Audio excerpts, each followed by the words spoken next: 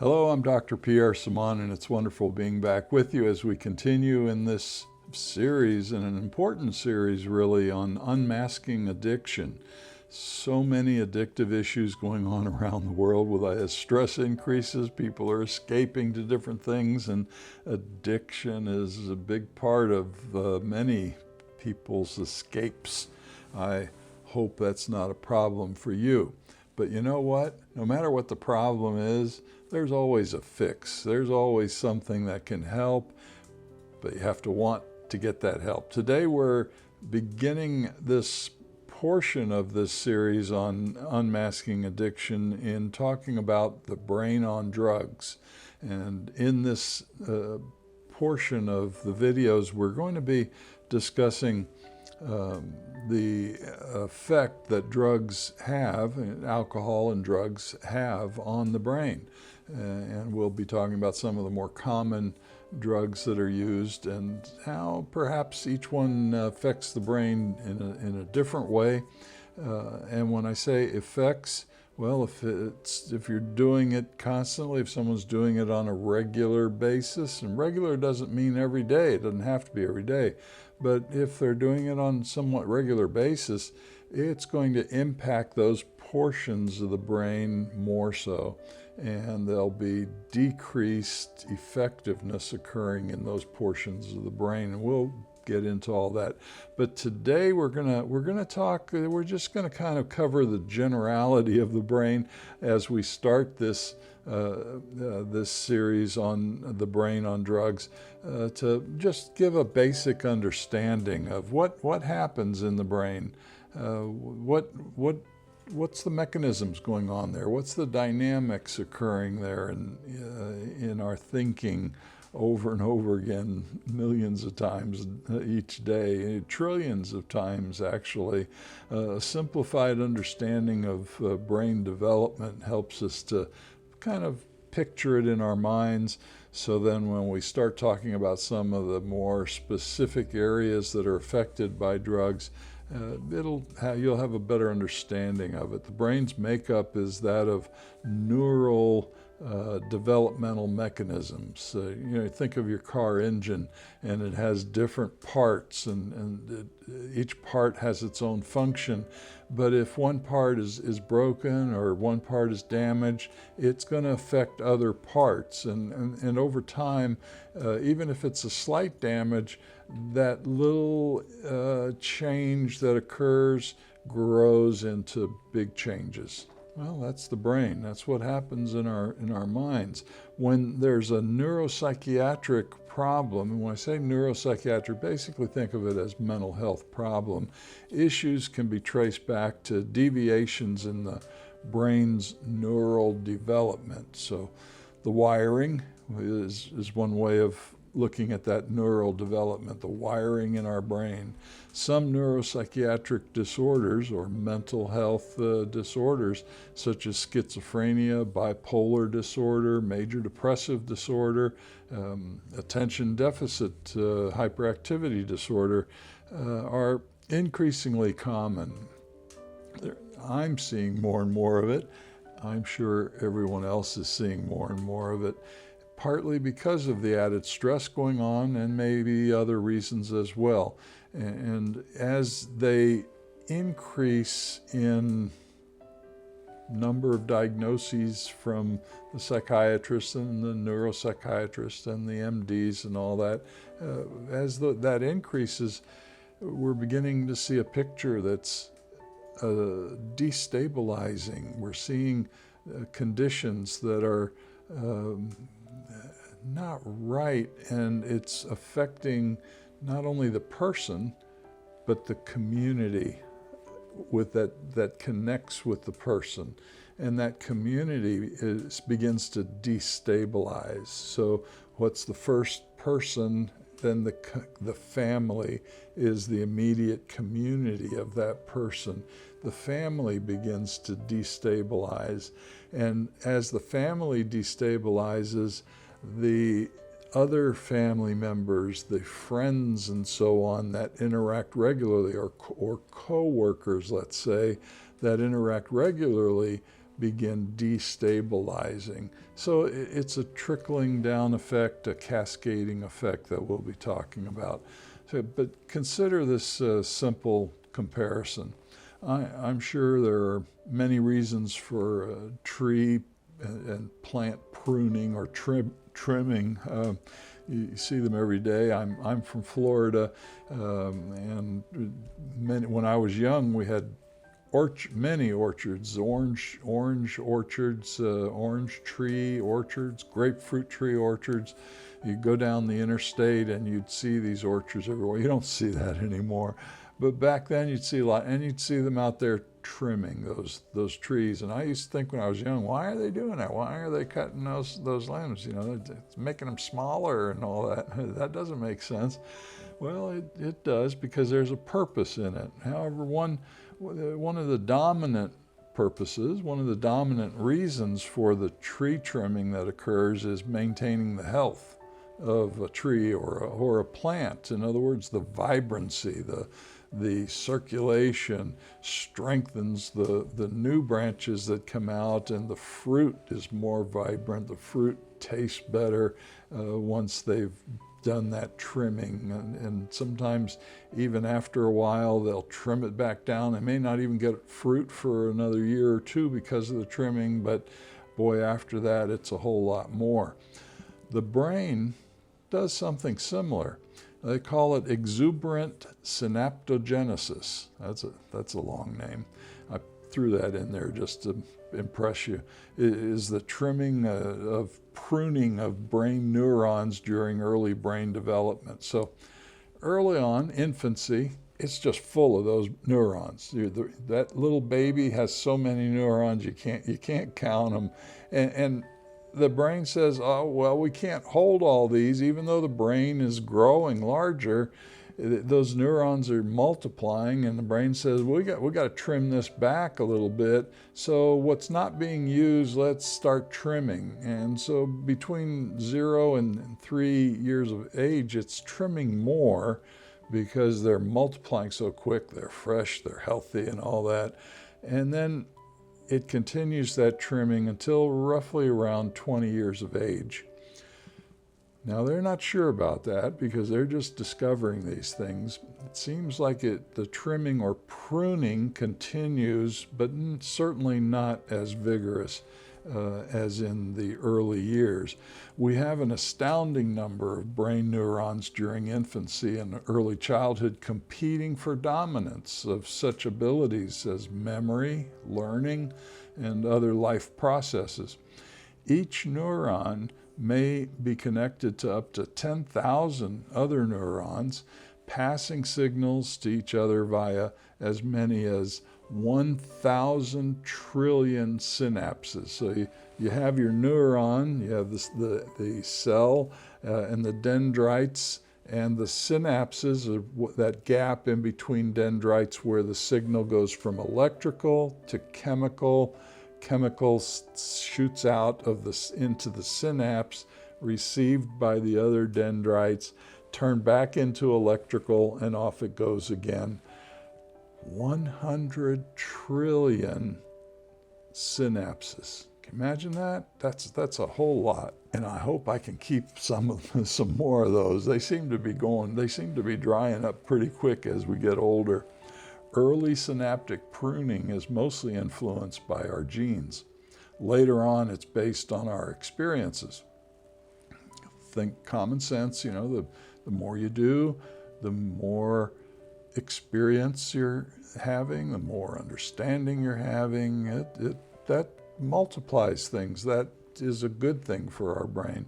In other words, whether or not a synapse is pruned is influenced by the experiences a developing child has with the world around them. Constant stimulation causes synapses to grow. Now, constant stimulation is positive stimulation, not negative. Constant positive stimulation causes those synapses to grow. I'll add there, negative stimulations can cause the negative synapses to grow as well, but the others will shrivel up faster. We want them to grow healthy, don't we? So we want those good experiences, but as they grow, they become more permanent. But if a child receives little stimulation, the brain will keep, it's kind of like the longer you sit, the harder it is to get up, the harder it is to walk around for a while. The brain is like that as well.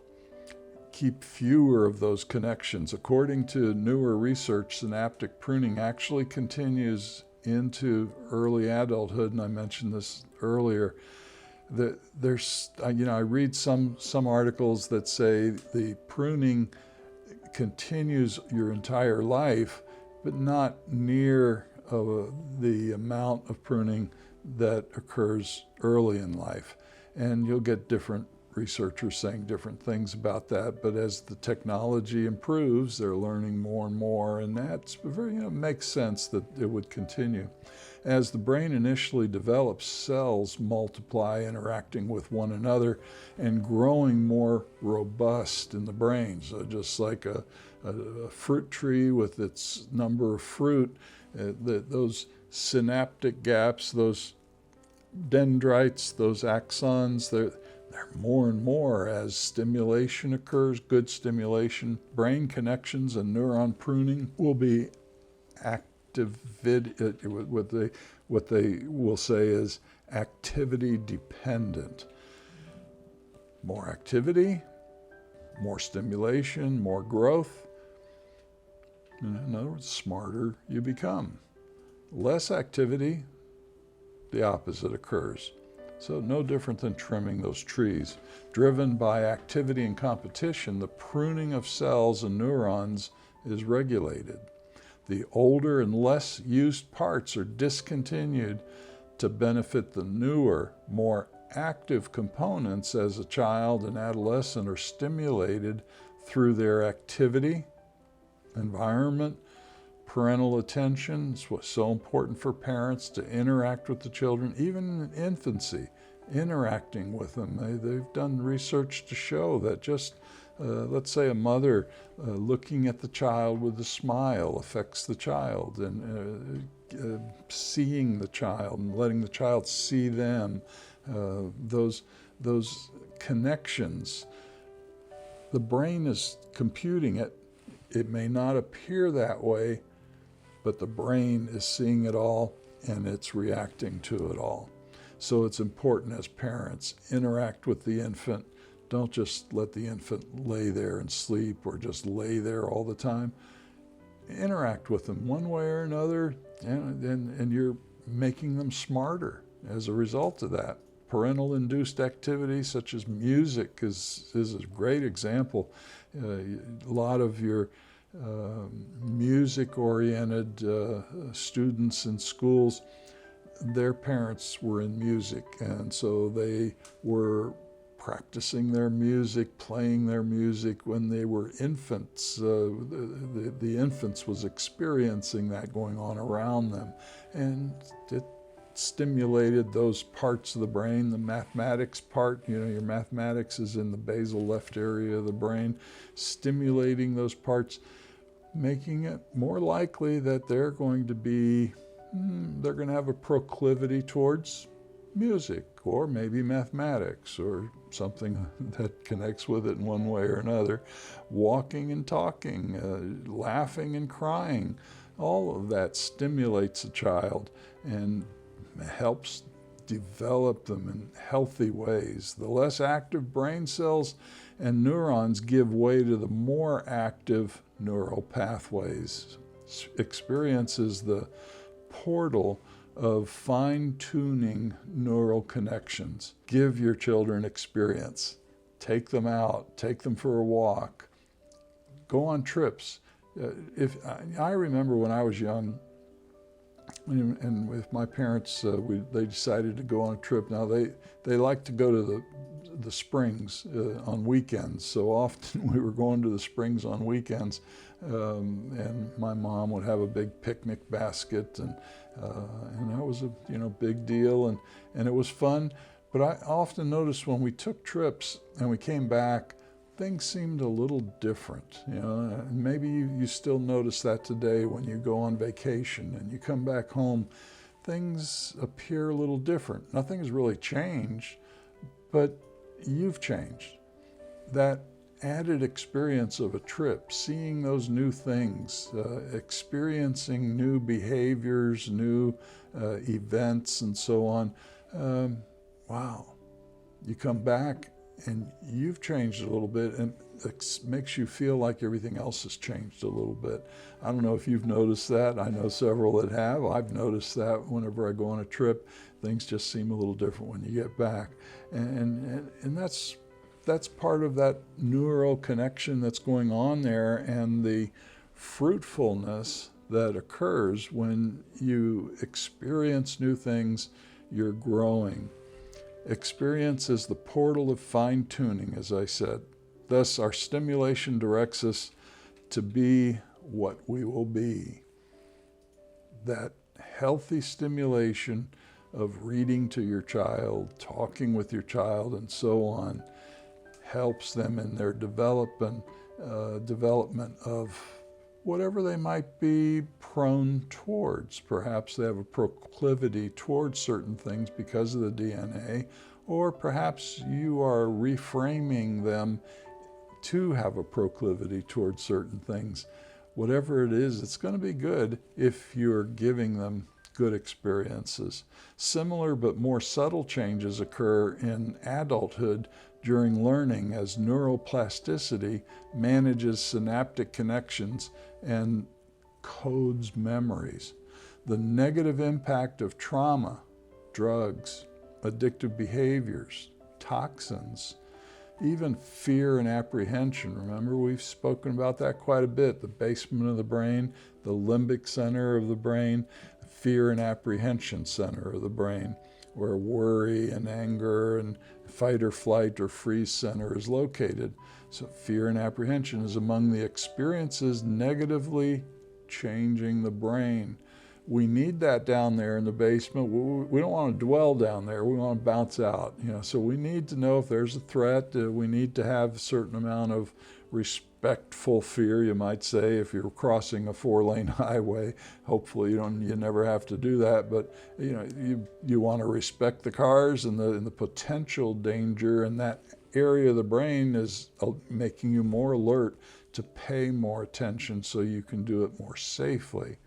But we don't want to stay down there, because you get to the other side of the road and you stay down there, now you're afraid to walk across the sidewalk, you walk across the field, or that fear continues on. Abnormal experiences may permanently alter the patterns of those connections. Changes in regional brain activity that occur through repetition strengthen learning. Individual neurons in the brain receive signals from thousands of neurons passing along the way, passing those messages along the way. Particular bits of information travel to the peripheral sensory neurons, representing the ever-changing networks that shift participation from one network to another. So limbic system shifting to the executive system, the language system, the visual system. They're constantly passing along, shifting in direction and knowledge and understanding as well. So the sophistication of these networks depends on both neurons and their connections. It's not one thing. It's like the car engine. It's not just the one thing that is not working, because that one thing is going to affect everything else. Through our DNA, and that DNA comes from our forefathers, our mothers, our grandparents, our aunts and uncles, that lineage of family history, that DNA passes along, as we all know. Sometimes it's mutated, sometimes it has changed a little bit, and we change. So you tend to see families very similar in things that they do, and sometimes there's a change. Someone's doing something very different. But the DNA, the shaping of neurons in common clusters, is dictated by their function. Each group receives processing and transmits information. Each region has distinct functions. Each part is also dependent on the previous for the uninterrupted cycle of metabolic flow. Metabolic flow is the blood flow, the chemical flow, the electrical flow is the metabolic flow in the brain. And when that cycle of metabolic flow is uninterrupted, it improves, it facilitates thinking, planning, behavior. That's the way we like it. It's like the car engine. If everything's working fine, you hear the humming and, oh, I like that. But you hear a ticking, uh-oh, something's amiss. And if that ticking continues, it may not be serious, but if you let it continue and you go faster, that ticking is going to cause something else to happen and then something else to happen. Before you know it, you have a breakdown. Dendrites receive signals from other neurons and convey these to cell bodies. The cell body, so the cell body, the dendrites, as it receives the message, continues the message chemically to the cell body, and the cell body converts it to electrical, and the stem, the pathway continues electrical, changing back to chemical and so on. Hundreds, thousands, what was that I said earlier? 1,000 trillion connections of synapses? Wow, that's a lot. The cell body contains the genetic information for the necessary elements of cellular function. Over long distances, the axon transmits information to terminals. So terminals are the neurons, the muscles, the glands. Those are many terminals that the information is passed along to. So we have those throughout our body, don't we? And making contact with other neurons affects our cells, and the cycle reinitiates. So in other words, it continues on. We could say there's life, there's death, there's life, there's death. It's an ongoing process, no different than what we see around us every day. Chemical mediation occurs in most synaptic connections. Chemical synapses are slower than electrical ones, but allow for, you might say, simple amplification. So here the chemical changes, the electrical changes to a chemical, shoots the chemical out, receives the chemical, turns into electrical. This part is slower than this part. However, it's more amplified. That is, it's more intense here. You might say a transmitter, if you look at a transmitter on your power pole, you know, the amount of electricity going into it and how it changes that electricity. It holds that electricity. It manages that electricity to pass it along. But there's a whole lot of amplification going on there. And if one blows up, it's a big explosion, and you see the sparks flying everywhere. There's a lot of amplification occurring here. Chemical synapses. Very important, and so they use chemicals to regulate this if something's going on in a mental health way. Chemicals or supplements. And most clients today, unless there's something severe going on, most clients, they go to the health food store and they take supplements. And supplements for mild to moderate mental health issues work very well in most cases. The changes brought by intoxicating illicit drugs, so maybe instead of going to the doctor, they go to the guy next door and they buy something to stimulate them because they've been depressed and they've been gloomy.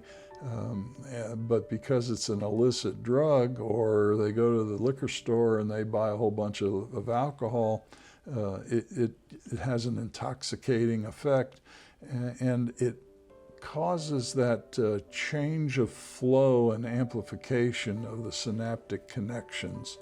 That change isn't a normal change. It isn't natural. It's over amplification, you might say. What happens when you put too much power through a wire? The wire's going to burn. It's getting too much. It's not made to hold that much power, so it starts to burn. And when that happens, it becomes useless, doesn't it? These synapses become useless when they're burning. When they're getting too much amplification, they begin to disconnect. They shrivel like the legs of a spider protecting itself. They shrivel. Over time, if the person stops drugging, drinking, and so on, they may re-extend if they're not damaged and reconnect and all's well.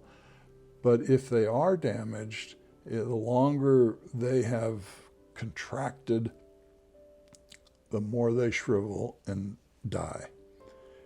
They're not coming back. You're getting dumber the more you drink and drug. It dumbs you down. It's not the fault of the guy that sold it to you. It's not the fault of the chemical or the alcohol.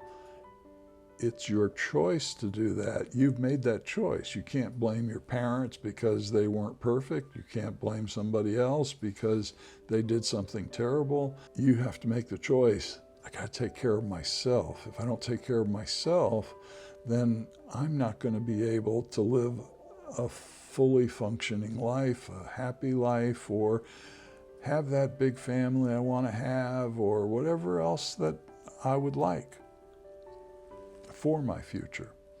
A cascade of damage occurs to life and the brain when abusing alcohol, drugs, and addictive behaviors. When I say addictive behaviors, it's repetitive harming behaviors. So that's addictive behaviors. So when I do that, I'm damaging the brain mechanics. We don't want to damage it. Well, what does the Bible say about all this? In the Remedy Bible, which is a paraphrase, it begins by saying in 1 Peter chapter 4, verse 7, "Therefore keep your minds clear and sharp, and maintain governance of yourselves so that you can always talk clearly to God."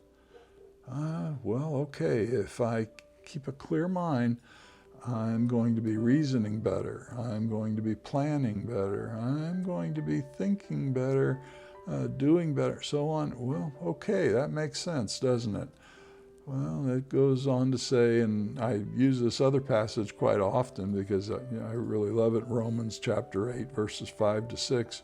Those who live with the selfish nature, so when you're only thinking about me, what I want, what I need, I want to feel this way or that way, or I'll show you I'm going to do this or that.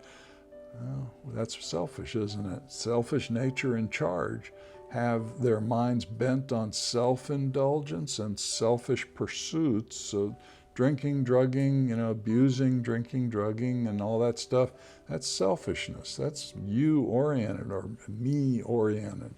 But those who live in harmony with the Spirit of truth and love have their minds focused on living in harmony with God's principles of truth, love, and liberty. And as I've said before, if you don't believe in God, all right, think about reason. Is it reasonable to keep a clear mind, to keep a healthy mind, even if bad things have happened to you, or even let's say you were born with a mental health condition, taking care of that, going to the doctor, getting the proper medicines for it, or taking care of your body through exercising, dieting properly, and so on. You're managing that mental health problem so it doesn't amplify. The mind of the selfish person is filled with death, but the mind governed by the principles of the Spirit of truth and love is filled with life and peace. I would rather be filled with life and peace. And so I hope you also will gravitate towards that direction of seeking whatever help you can in helping yourself or a friend or a family member, doing right, being right, living right, staying away from abusing alcohol or illicit drugs. May your troubles be more minor, blessings more, and happiness come through your door. We'll talk to you next time. Bye.